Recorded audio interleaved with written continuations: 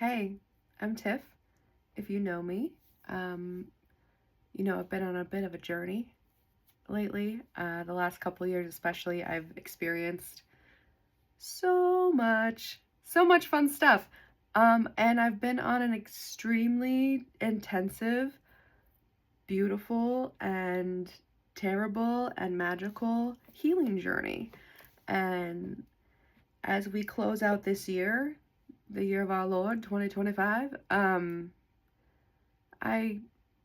I realize that there's been a lot of things that I've learned, a lot of progress that I've made, and I think that the goal was always to help other people. You know how I am. If you know me, I love to help others. Too much, perhaps. But I'm always down to share what I've learned, and I'm always down to pass along knowledge. And so I think it's about time that I start doing that. Um, If you know me from my workbook, Be Happy Bitch, or the clean teen version, Be Happy Babe, what's up? This is going to be a continuation of some of that work. If you don't know, and if you're interested, let me know and we can talk about workbooks. But this is really about intensive healing from trauma, from grief, from some pretty intensive experiences, mostly childhood trauma. So if that is your jam, what's up? We should know each other. If that's not your jam, you still might glean some stuff. You never know. Um, but if not, what's up? Happy holiday. Go enjoy your end of your year, and I'll talk to you later.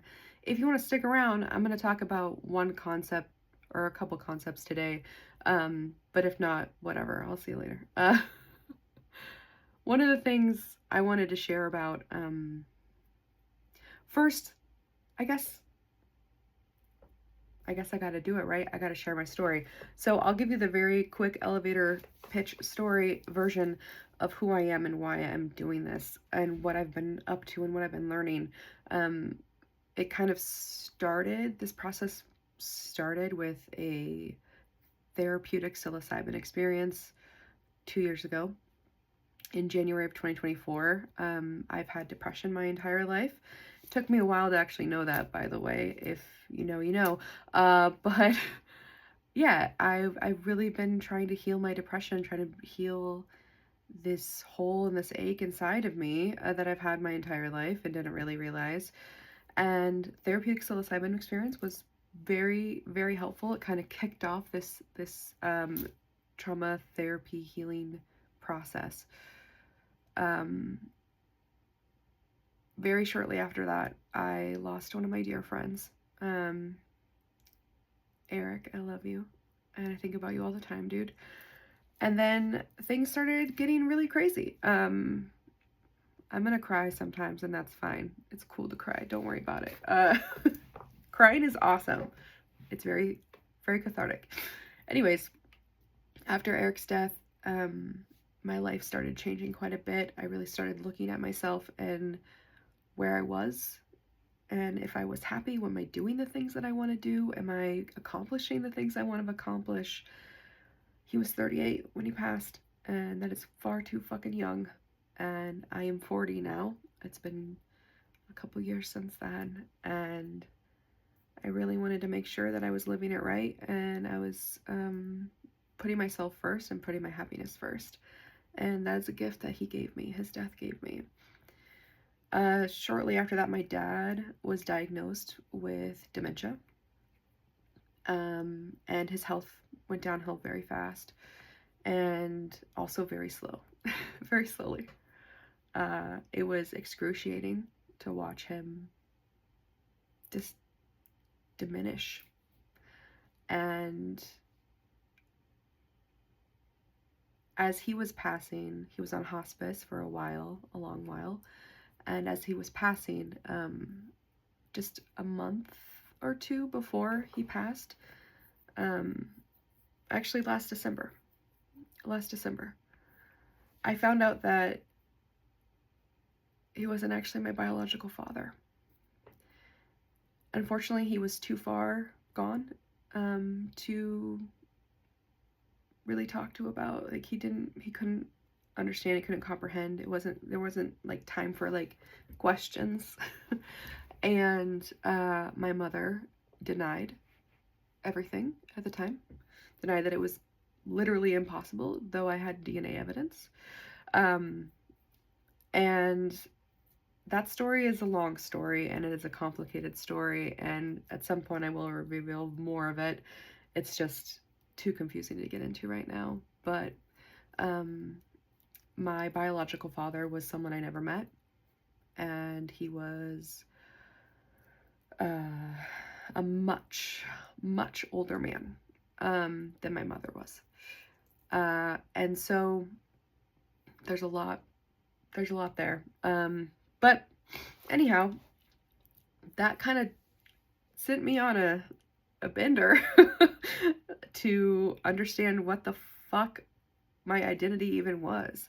You know, my last name is different, my DNA is different, everything is so different, and nothing is different at all. And so this has been the last real true year, this 2025, is trying to understand who I am, trying to unpack a lot of trauma. In some ways, that revelation helped me better understand who I was, answer some questions that I had when I looked around at my life when I was younger. I never really felt like I fit in my family, and there's a reason for that, you know.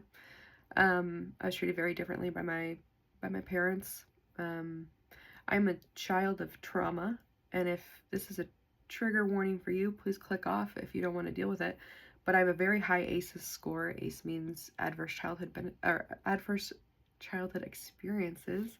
I almost said notice of adverse benefit,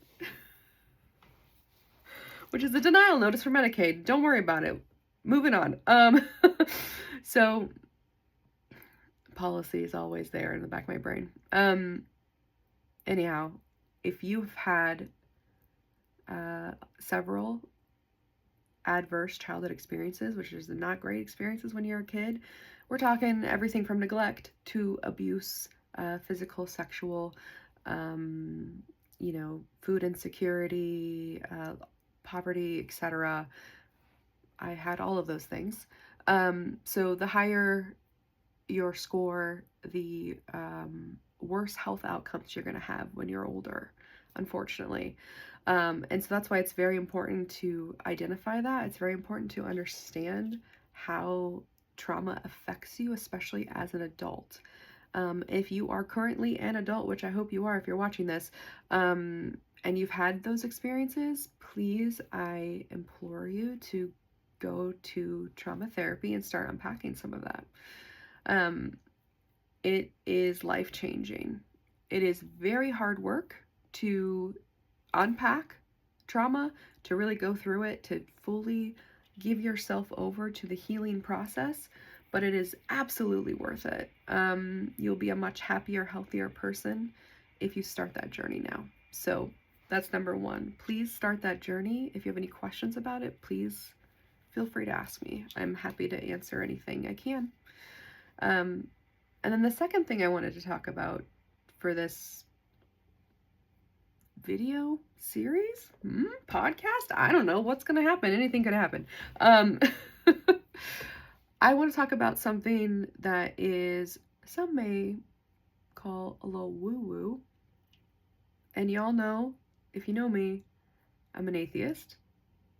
Formerly an atheist. Maybe still am. Don't know yet. I've done a lot of digging into spirituality and divinity over the last year as part of this process, and I've learned a lot and some very fascinating esoteric alchemical things. It's really, for me, more about getting back in touch with nature and earth and more organic and natural ways of living, because the way we live now is taking us away from our bodies. It's taking us away from our intuition. It's taking us away from the earth, which is unhealthy, in my opinion. So let's talk about intuition. Intuition is something I've always felt and had. It's something you also have, regardless of what gender identification that you might have, or regardless of what energy you feel. I'm going to speak to feminine and masculine energy. It is not about gender, it is specific about energy, and we all have a balance of both inside of us. Some of us have more of one and more of the other. Some of us have like one that kind of changes and flows, and that's fine. We're all different. It's a spectrum. Gender identity, energy is a spectrum. That's not up for debate. Fuck off if you think it is. So, intuition or truth, your heart's truth, your own personal truth, is something that everyone has access to, and for many, many reasons, but especially over the last couple hundred years, we have been removed from it. We have been purposely pushed not to trust our own truth and not to trust that little voice inside of you. That little voice inside of you is like a sacred flame. And if you know what I'm talking about, let's talk later. But it is something that is always there. It's always burning. It's always available to you. And I want to help you get back in touch with it. And it's something that is incredibly powerful in the healing process. And it's incredibly powerful for validation, self-validation, and it's also helpful for your own just personal journey and personal confidence. So intuition, you might know it as something that's like a little voice in your head that says, hey, don't go that way on the freeway or whatever, and then you find out later there's an accident. Or it's something where, it's like, ooh, this person's kind of skeevy. Like, you get a vibe from somebody and you're like, I don't think I'm gonna go on this Tinder date with this weird dude or lady. It might manifest itself that way. And I would almost guarantee that every single person has had an experience with their own intuition, has had that little voice inside of them, whether or not you listen to it or not. One of the things that you may understand already, or you may have heard, is intuition is a feminine energy. It is an expression of femininity. And I think that's part of the reason why it's been buried. It's been pushed away. It's been dismissed. If you're a feminine, you understand what that's like. And especially for men who are living in a patriarchal society, a toxic masculinity, you're going to be told that your intuition is bullshit and it's some lady's work, and you're going to shy away from it. You're going to look for facts and figures, and you're going to look for physical evidence, and you're only going to care about what you can see in front of your face, not what you can feel. And it's very important to remember that your gut, your heart, and your brain all kind of have a different system going, especially when it comes to truth. If you have ever had anxiety, if you've ever ruminated, if you've ever been in a thought spiral, that achy, panicky feeling that you get when you're not sure what's happening, you're not sure what to do, you don't know what next step to take, that is not intuition. That little voice that you're hearing, that it sounds like an anxiety-riddled, like, chicken with running around saying the sky is falling and making you sweat, making your heart rate increase, the like scary, shaky voice, that is not intuition. That is not your internal voice. Intuition is a very calm, very all-knowing, very peaceful voice inside of you. A lot of times it's just a knowing. You just know. Like, this is the right choice I'm making. I just know it is. You ever have that feeling? Whether it was about fucking what kind of cereal to eat, or what job to take, or who to marry. That's your intuition. That calm voice that speaks from a place of authority. It's your heart's authority. If you've ever heard the saying, like, a heart wants what it wants, or your heart knows what it wants, that's intuition. That's truth. And so I really want you to think about how to get back in touch with your intuition, start using it, start integrating it into your daily life. It doesn't have to be scary, it doesn't have to be hard, it doesn't have to be a lot of work. It can be really, really easy. And so one of the ways to do that is to kind of drop into your heart space, somatically, physically, get into your body, and ask questions. Ask it questions and listen for the answer. So this is one of the exercises I'm going to give you today is to drop into your heart space. So if you want to do it with me, let's do that. An easy way to do that is to kind of first, be in a place where you're alone, be in a place where you're not distracted by sounds, by whatever. You are watching a video, so what's up? But be somewhere where you can be alone, where you don't have distractions. So you're there. Good job. Congrats. Take a breath. I want you to take a breath in through your nose. Blow it out through your mouth as if you were blowing through a straw, okay? And your exhale is going to be longer than your inhale. And we're going to do it 3 times.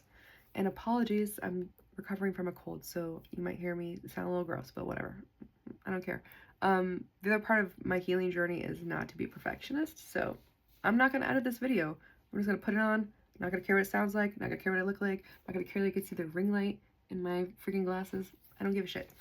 That's what you get when you're healing and you're 40 and you don't care. Okay, so let's do it. In through the nose, out like a straw. Good.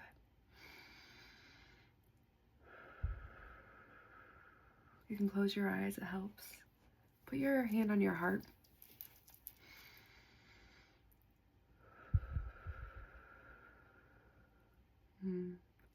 So I'll describe what I'm feeling right now, and you won't necessarily need to feel this right away, but maybe you will, and that's lovely.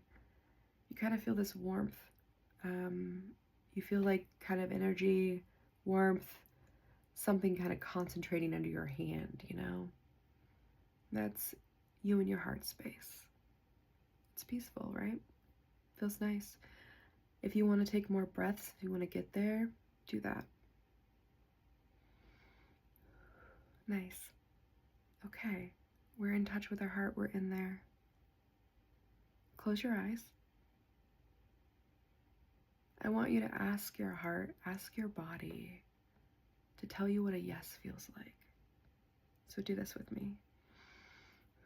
Body, what does a yes feel like? Now pay attention to the sensations in your body. For me, it feels like everything's kind of being pulled up. Like if there was a tether or a string, someone's pulling it upwards. Kind of the energy, the feeling, things start kind of rising. You can feel, you might feel tingle, you might feel warmth, you might feel a number of things. And by the way, this is a process, so it's not always going to be immediate, but just kind of pay attention to what you're feeling. The important thing is when you ask your body, you ask your heart a question, you gotta listen. You gotta stop, you gotta pause and listen. So once you feel like, okay, that's the sensation, we're gonna kind of like a Etch-a-Sketch, shake it a little bit. Take a deep breath, let it out. Do another one of those. You're kind of shaking. You can literally shake out the feeling. Good. Okay, now let's ask our body what a no feels like. You ready? We're gonna do the same thing. Hand on heart. Breath in, out. Body, what does a no feel like? Now listen, feel. For me, the sensation is kind of the opposite. That tether, that string, that thread that's being pulled, it's actually going downwards. You can kind of feel it. It kind of goes down into your stomach a little bit. So that's what it feels like for me. This will feel different for everybody. So I'm just trying to give you an example so you understand. Kind of feels tingles. You kind of like, ooh, okay, things kind of contract a little bit maybe. So now, if you're in your heart space and you ask a question, a yes or no question. Now you know when you feel that sensation whether or not it's feeling up or down. It's yes or it's no. It's this sensation or that sensation. However it manifests for you. It's very important to listen to your body. And the other thing I'll recommend to you is to do this every time. Every day, you're asking a question. Always calibrate. Always say, body, please show me what a yes feels like. Please show me what a no feels like. So you understand, because sometimes you'll have an ache or a pain, or sometimes you'll feel bloated, or your head will hurt, or whatever, and so you don't know exactly what you're going to feel every time. So always calibrate, always ask your body to tell you, to show you, and then ask yourself a yes or no question. And it could be something simple like, should I have this ice cream? Should I go left or right? Should I quit my job? My answer is yes. For that one. Quit your fucking job. I want to quit my job. Anyways, that's a really easy way to just get back in touch with your intuition, to start asking your heart, asking your body what it feels. And when you get more advanced, you can actually ask your mind, ask your heart, ask your stomach separately. You can tune in and kind of feel the difference between those. And remember to listen for that calm voice, that calm place of authority, your inner truth. Because the thing about it is, you know better than anybody. Your heart knows better than anybody. But a lot of times we're working from our mind space, and our minds are assholes. And I think you already knew that. Our minds play tricks with us. Our minds make us think things, make us ruminate, make us get a little wild. And it's also where our ego really is in our mind. So drop down into your body, drop down into your heart, do some breathing exercises, and ask yourself, what's the truth? What's the truth? Your heart will never, ever lie to you. The only trick is you have to truly understand how to listen. You have to truly understand how to use what's called discernment. It's your little detector of like, is this true? Is this not? Is this my heart telling me this? Is this my intuition? Is this my anxiety? Is this my depression? Is this some bullshit someone put onto me when I was young? Some crap they handed me. Here's the other caveat I'm going to give you. If you're someone who has experienced abuse, physical abuse, sexual abuse, especially that last one, sexual abuse, you may not even know. You may not even realize that your body and your mind have separated, have disassociated. I didn't even realize. I didn't realize that for a long time, that I was not in my body. I was not feeling things. I was not processing emotions through my body. I was only using my mind, and I was only focused on like, do I intellectually understand? Do I intellectually understand this? Yeah, no problem. Done, moving on, very quick, very fast movement. That's not how you process trauma. That's not how you process emotion. You have to process it physically as well, through your body. And so for me, it took a very long time and a lot of fucking work. And a way to accelerate that process, if you're someone who's experienced abuse, is to get into your body more, to physically, somatically feel things. So you can do things like dance. That's something that I really, really love and enjoy. You can play an instrument. You can do something repetitive, bake, roll dough. You can wash dishes. You can walk. You can jog. And when you're exercising, it's actually a really, really easy way to get into your body and to start getting in touch with your body. There's a million things you can do that is like a repetitive motion that takes you out of your brain. Find something that works for you. Whatever it is that works for you, use it. Go for it. So yeah, it helps you get into a flow state. It helps you get back into your body. And yeah, we'll talk more about how to heal, what to do, some of those pieces, but from a somatic place, from a body place, starting to do some exercises, starting to open yourself up to feeling again, at some point you'll be able to feel pleasure and joy again. It'll be safe to feel pleasure and joy. And as someone who has spent a lot of her life not realizing that I couldn't even feel those things in my body, I can only feel them intellectually. I can only experience them intellectually. Like, it makes a world of difference. It really does. So that's a long video, a long way to say, like, hey, I'm going to start sharing more of this. I'm going to start, I don't know how it's going to look. Maybe it'll be a more, like, structured way. It doesn't really matter. It's just whatever might help somebody. So regulate your nervous system. Do the things you need to do to take care of yourself. Get out of survival mode. Get into living. Get into thriving. Get into healing. You can do it. It's not the easiest work, especially if you got a lot of trauma you have to deal with. But man, is it fucking worth it. It is fucking worth it. And one of the best ways to start that is using your intuition, trusting your body, trusting your heart. You don't have to ask it questions like, who am I gonna marry? Like, you know, like, should I marry this dude? You don't have to go that wild, that ham up front. You can just ask, like, should I have the blueberries or should I have the banana? Your body will tell you. Your body knows. Trust your body. That's it, I think, for now. If you've listened this far, you're awesome. If not, whatever. I hope you have a very good holiday. Take care of yourself. Yeah, I'll talk to you later. Happy healing, you adorable weirdo.